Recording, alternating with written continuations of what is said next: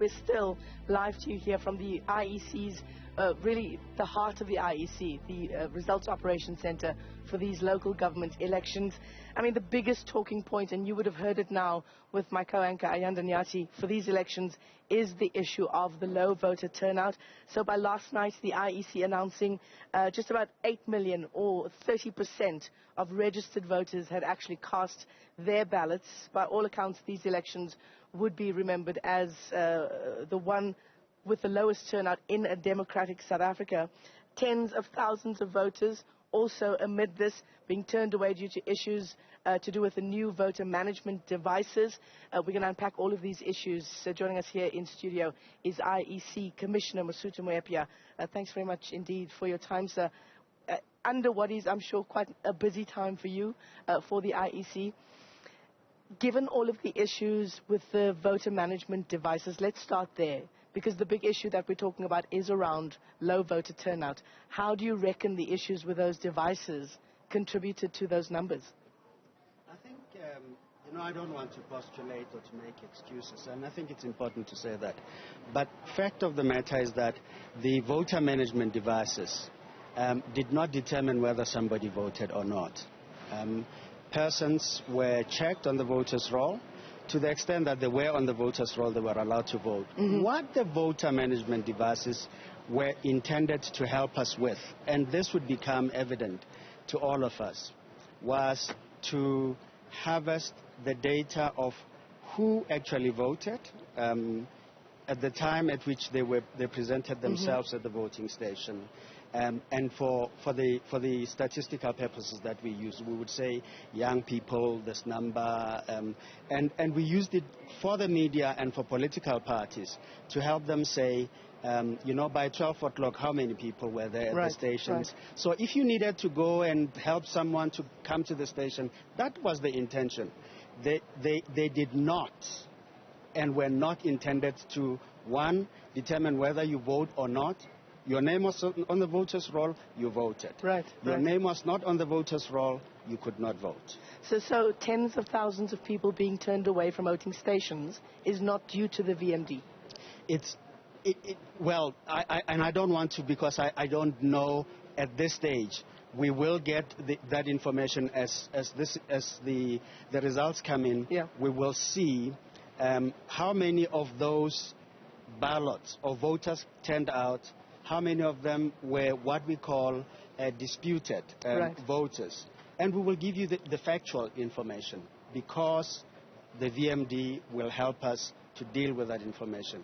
At the end of the election, what essentially we will have is factual information. We'll say at this station, X number of people presented themselves, Y number of people voted, and the reason why X and Y are not the same was because of this. It's difficult to say now. Yeah, and there will be no speculation at that point. It will be factual.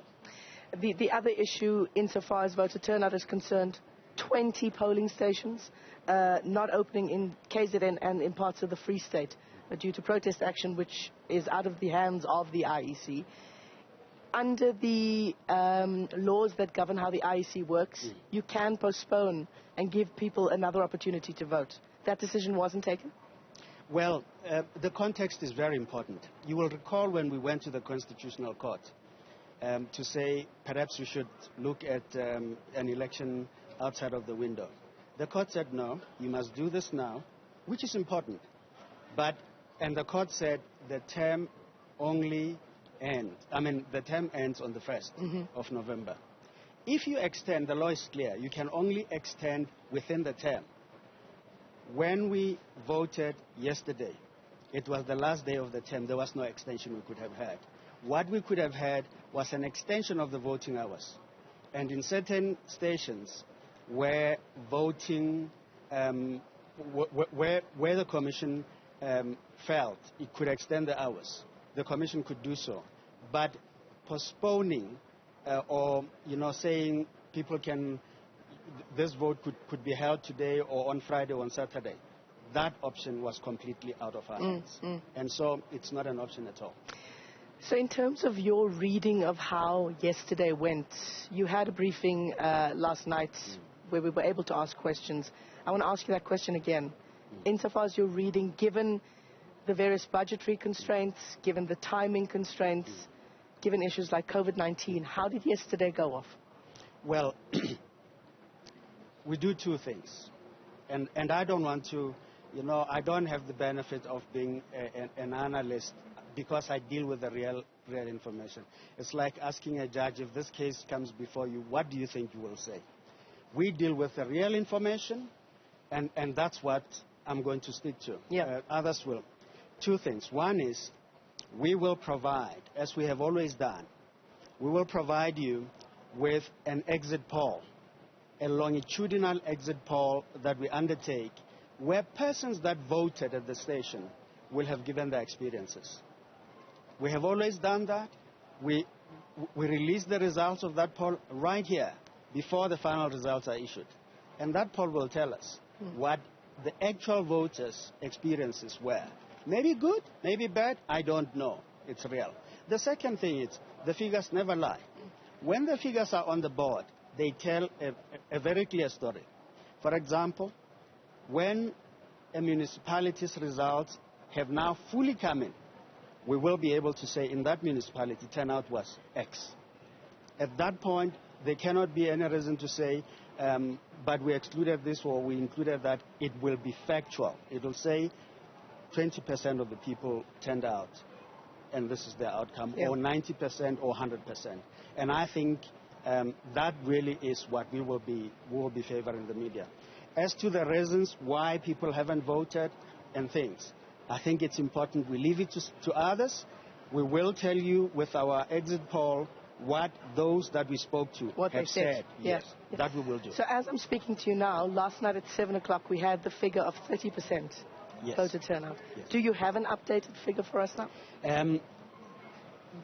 That figure won't be very useful for purposes that we do have, but it's overtaken by the actual results now. Yes. And I think it's important, Michelle, to say this. Remember, people voted on Saturday special vote. Many of those that we visited, we were not able to do turnout because we didn't use a scanner or the VMD. But those that came to the station, we kept on feeding them to you. Now, with the actual results, we will include those that we have not given to you hitherto, those that we have partly given to you, but we will also say at that specific voting station, this was the total number of persons that came. And I think that's the most reliable information we can work. It's not a prediction, it's not an indication, it's actual. Yeah. And that's what we will feed to you in the next 2 days or so. I think for the people who are watching, we always talk about us being here at the Results Operations Center. Yes. It's really the brain of the IEC for election results. And I think there's no better person than you to explain to our viewers, what is going on the floor. Okay, it's quite empty now. Yes. It's going to get much, much busier as the results start coming out. But what's happening on the floor here behind us? On the floor, we have a cross there. We have a multidisciplinary team of IEC staff members who will deal with any query, whether it's a presiding officer at that station, a logistical problem, wherever in the country, or an issue of why certain results have been captured but then have not come onto the screen.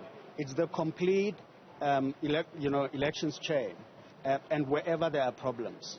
Of course we do have, it's not just about counting and then sending the results here. Quite a lot happens behind the scenes. Once voting ends in a voting station, counting begins. At the voting station. At the voting station, except where we have taken a decision that we have to vary the process. And in these elections we have. In Kempadon, for example, the Commission determined last night that it wouldn't be safe to keep ballots at those voting stations under the circumstances. And we consulted with political parties, came to the point that we'll go and count with party agents and everyone at another venue. Now, those are the kind of things that the guys on the floor look at, and they troubleshoot, they find where problems exist in the chain, and they help expedite those. Is Camperdown the only area where you've made the decision? That's the area we have made a decision. Okay. Yeah, that we have.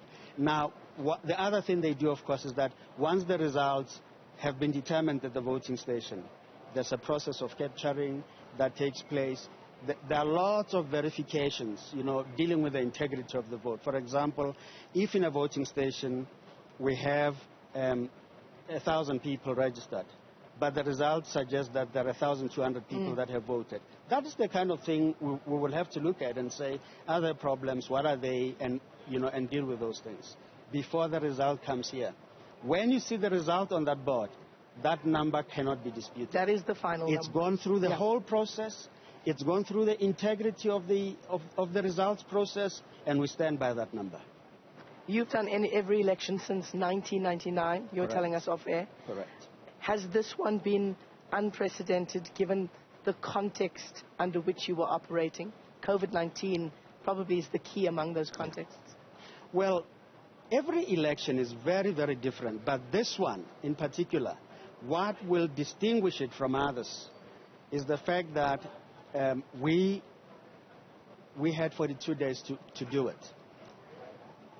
42 days does not necessarily mean you have to cut corners. What's your usual time frame? It's about 86 days, what we would want. Okay. We have in the past dealt with 72 days.